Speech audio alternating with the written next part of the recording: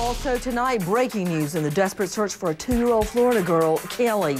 6 months of searching culminate when skeletal remains found in a heavily wooded area just 15 houses from the Anthony home, confirmed to be Caylee. A utility meter reader stumbles on a tiny human skeleton, including a skull covered in light-colored hair.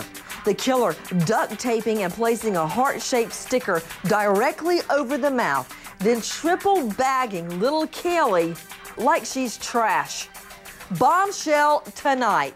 Grandparents George and Cindy Anthony convince a judge to block release of Caylee's autopsy, claiming it would be too upsetting.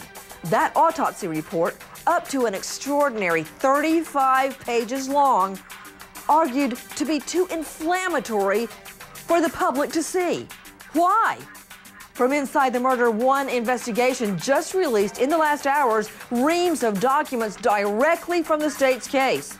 Are George and Cindy Anthony now racked with guilt? They never followed through with their threats, reportedly made over nearly 2 full years, to take custody of little Caylee away from Tot Mom, now accused of the 2-year-old's murder.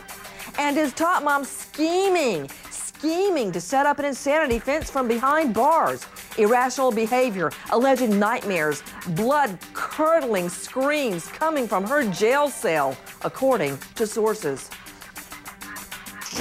Yes, this is Orange County Utilities Emergency Dispatch. We found a human skull. Oh, my God. George and Cindy Anthony fighting tooth and nail to keep the autopsy report a secret. Why? The Anthonys now are claiming that they would suffer anguish. That was a painful time in my life. The first time I saw it, I didn't even think it was real, you know, and I looked at it and I examined it and I saw the duct tape and I saw the eye sockets and I realized what it was, and I went, oh, That was a cruel thing in my life. The autopsy report, it will eventually be a public record. It has to be used at the trial. Did you talk at all to your granddaughter during those 31 days, on the phone or text or anything like that? Well, number one is my granddaughter's only 2, she was only 2 years old at the time. She doesn't text. Okay. I haven't talked to my granddaughter.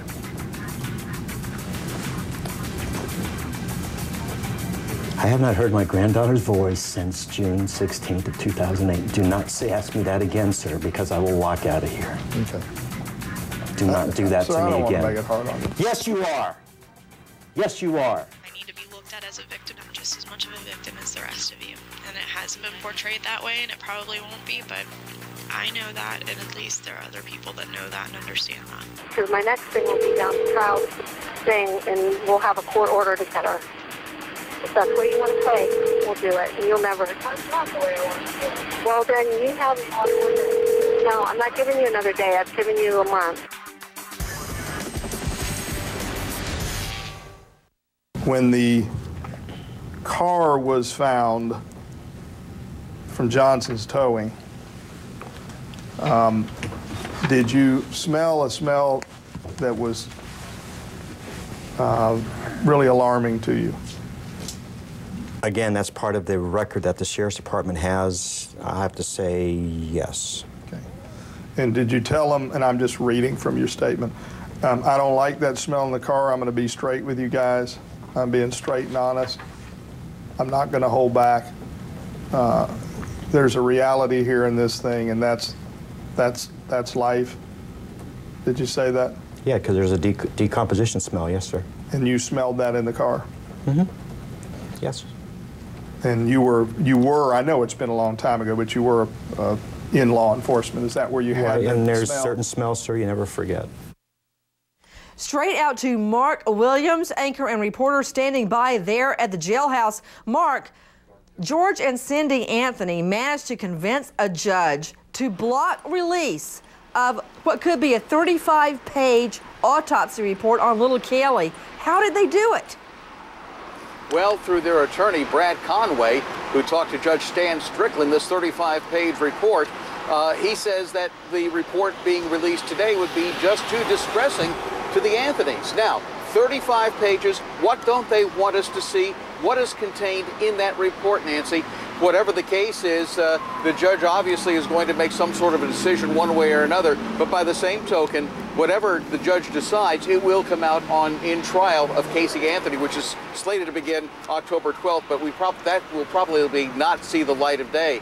Also, we're finding out that there was a lot of contentiousness between Cindy and Caylee Anthony over little Caylee. It included who had the best gifts for little Caylee during her second birthday party, which was held there at the house.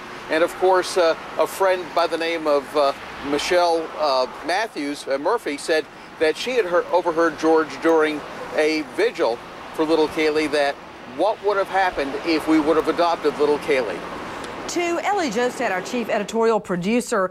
Ellie, for as far as our sources tell us, nearly the entire 2 years of her life, George and Cindy Anthony threatened to take custody, to wrest custody away from Tot Mom. Why didn't they? Right. Well, we don't know exactly why they never did it. This friend, Michelle Murphy, who was a good friend of Lee Anthony, said that this had been going on for 2 years, since Caylee was born.